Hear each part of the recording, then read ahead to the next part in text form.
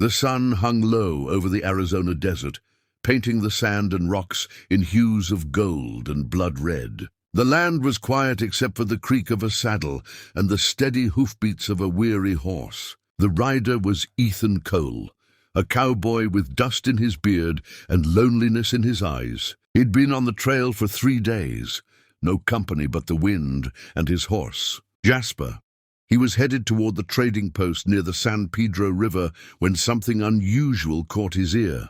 A faint cry carried on the wind. At first, he thought it was a coyote, but then he heard it again, soft and human, a woman's voice. Weak and desperate, Ethan pulled the reins. "Hold on, Jasper," he muttered, scanning the barren land around him. He dismounted and walked toward the sound, his boots crunching over dry brush. The cries grew clearer as he reached a shallow ravine. There, beneath a fallen sandstone boulder, lay a young woman. Her leg was pinned, her skin sunburned, and her long black hair tangled with dust and blood. Ethan froze. She was Apache. For a heartbeat, he hesitated. White men and Apache people didn't mix well. Too much blood had been spilled on both sides. But when he saw the pain in her dark eyes, all hesitation vanished. She was just a human being, alone and suffering. "Don't move," he said gently. "I'll get you out." Her breathing quickened. "You white man?" she asked, her voice trembling but proud. Ethan nodded. "Name's Ethan, and right now, I'm your friend." He studied the boulder. It wasn't too large to move, but it would take strength and leverage. He tied Jasper's reins to a dead tree and used a rope to loop around the rock. With each pull, his muscles strained and his teeth clenched. The woman bit her lip to keep from crying out as the pressure on her ankles shifted. Finally, the rock rolled free. Ethan knelt beside her and examined the injury. The ankle was swollen, the skin torn. "You're lucky," he murmured. "Could have lost your foot." She looked at him warily. "Why you help me, Apache?" "Your enemy." Ethan met her gaze. "I don't care what you are. You needed help." Her eyes softened for the first time. "My name, Nayeli," she whispered. "Daughter of Chief Taza." "Then I reckon your people will be looking for you," Ethan said as he tore a strip from his shirt to bandage her ankle. "But you're not walking anywhere tonight." He built a small fire as the sky darkened to violet. Nayeli sat silently, wrapped in his blanket, watching him with quiet curiosity. The flames painted her face in shades of gold and shadow, high cheekbones, full lips, and eyes that held the strength of the desert itself. "You from the white camp?" she asked after a while. Ethan shook his head. "No camp, just me and Jasper. Used to drive cattle near the Rio Grande. Been wandering since the war ended." She tilted her head. "You fight?" "Yeah," he said quietly. "And I'm tired of fighting." For a while neither spoke. The desert wind whispered through the mesquite trees, and a coyote howled somewhere far off. Ethan noticed her shivering and offered her his coat. She refused at first, proud even in pain, but he insisted. When she finally accepted, their fingers brushed. For a strange, fleeting second, the world seemed to still. Later, he cooked beans and jerky over the fire and shared his canteen. She took small bites, as if not used to eating beside a stranger. "You good man," she said softly. "Most white men see Apache, shoot." Ethan looked at the stars. "Most men don't think. I just do what's right." As the night deepened, Nayeli's breathing grew shallow. Fever had taken hold. Ethan soaked a cloth with water and laid it on her forehead. She murmured something in Apache, words he didn't understand, but the sound was gentle, like a prayer. He stayed awake all night, feeding the fire and keeping wolves away with rifle shots. Twice she tried to sit up, whispering about spirits watching her. He calmed her, telling her she was safe. When dawn finally broke, soft light spilled across the desert. Nayeli opened her eyes weakly and looked at him. "You not sleep," she said faintly. He smiled.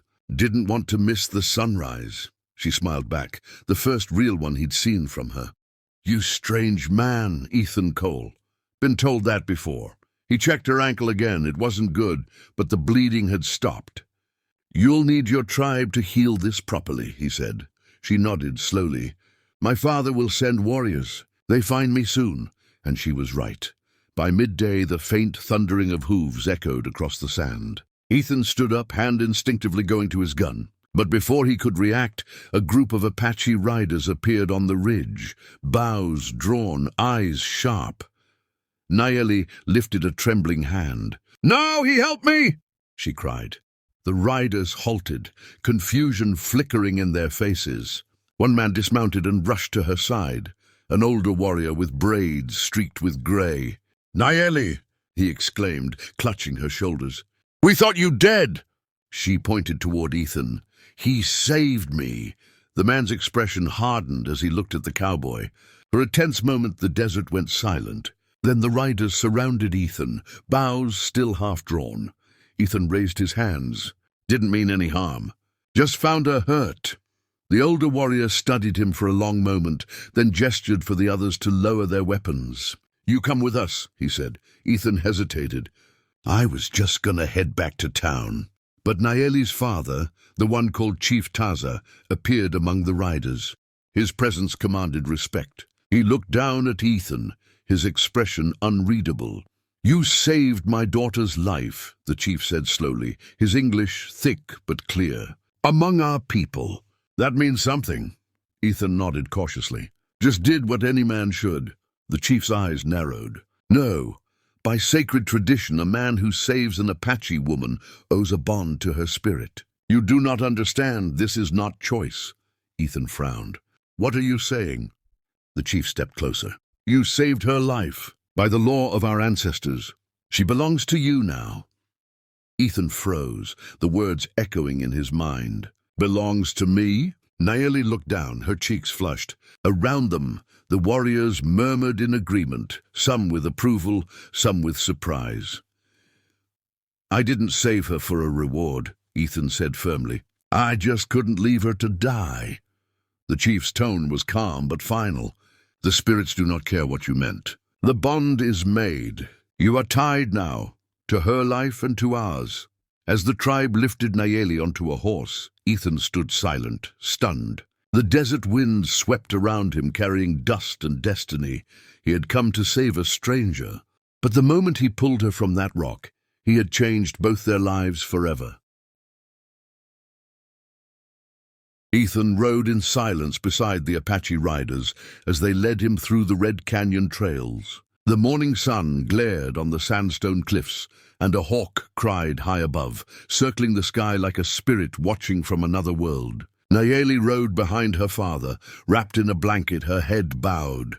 Ethan still couldn't believe what had happened. 1 day ago he was a wandering cowboy with no purpose. Now the tribe's chief was saying that by their sacred law, his life was tied to a woman he'd met only hours before. They reached the Apache village by noon. Dozens of people came out to meet them, women, children, and warriors, all whispering when they saw the stranger in their midst. The air was thick with smoke from cooking fires and the scent of sage. Chief Taza dismounted and helped Nayeli down gently. She tried to walk but stumbled. Ethan rushed forward and caught her before she fell. The chief's eyes softened for a moment. "You have care," he said. "Good." He turned to one of his warriors and ordered something in Apache. The man nodded and led Ethan toward a tent near the center of the village. Inside, Ethan sat on a rug made of buffalo hide. The air was cool, dim, and heavy with incense. After a few minutes, an old woman entered, her gray hair braided with feathers and turquoise beads. Her eyes were wise, sharp, and knowing.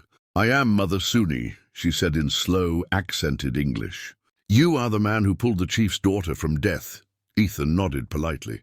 "Just did what needed doing." The old woman smiled faintly. "You do not understand. The desert has laws older than your people. When a man saves a woman's life, her spirit becomes bound to his. If the bond is broken, both suffer."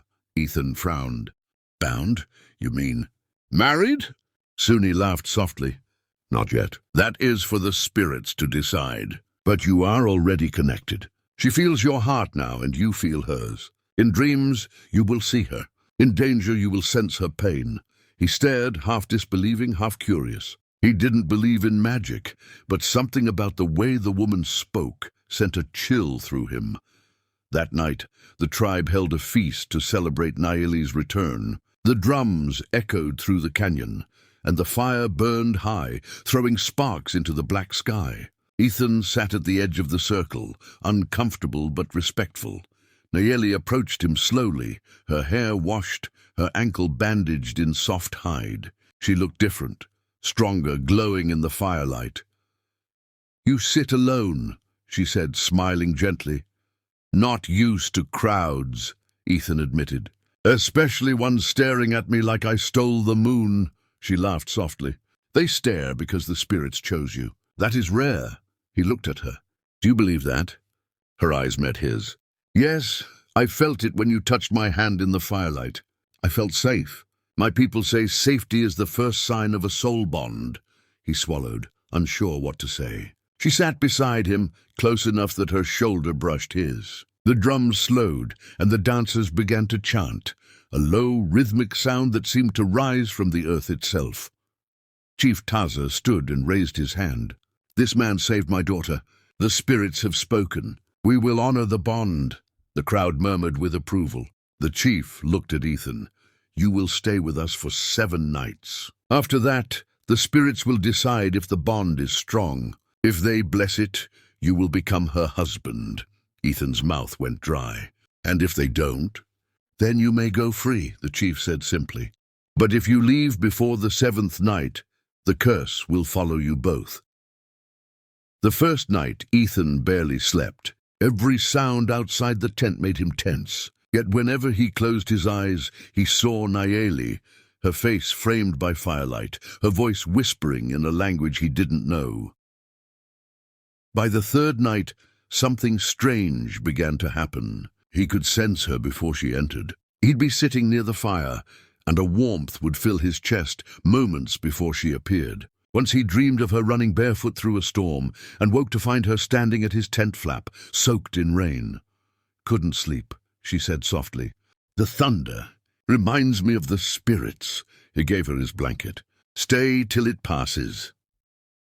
As lightning flashed outside, she looked at him and whispered, "Do you believe the bond is real now?" He hesitated. "I don't know what I believe anymore, but I feel something I can't explain." She smiled, eyes shimmering. "Then it's real." They talked until dawn, about her people, the old wars, his lonely life after the army. When she laughed, it felt like the sound of water in the desert. By the 5th night, they were inseparable. Naeli showed him sacred places, the spirit cliffs, the old well where her ancestors prayed. She taught him Apache words too: water. "Shia, friend. Ayo anoshnish.